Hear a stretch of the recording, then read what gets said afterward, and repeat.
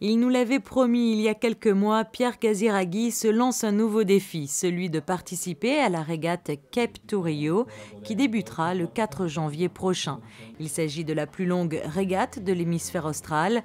3300 miles nautiques séparent Cape Town en Afrique du Sud de Rio de Janeiro au Brésil.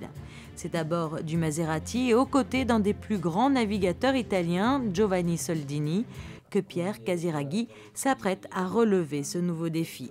Avec à son actif plus de 20 régates océaniques, dont 2 tours du monde en solitaire et plus de 40 transocéaniques, Giovanni Soldini a établi à bord du Maserati déjà plusieurs records.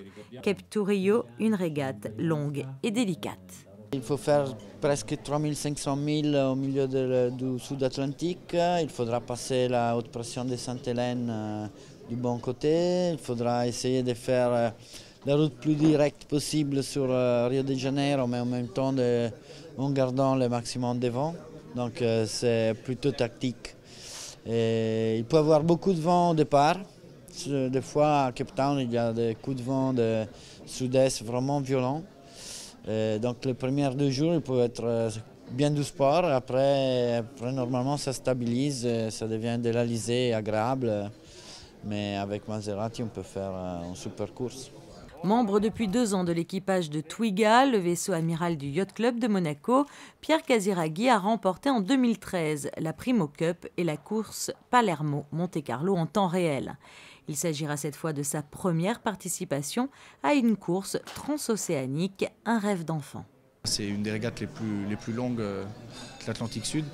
Et puis de participer avec un équipage aussi expérimenté et un bateau exceptionnel. Donc c'est vraiment exceptionnel pour moi, c'est un rêve, c'est sûr.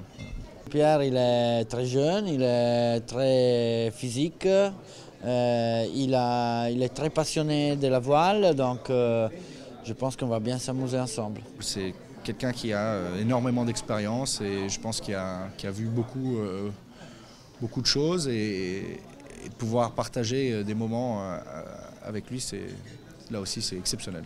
Cape to Rio, une régate qui se veut aussi historique.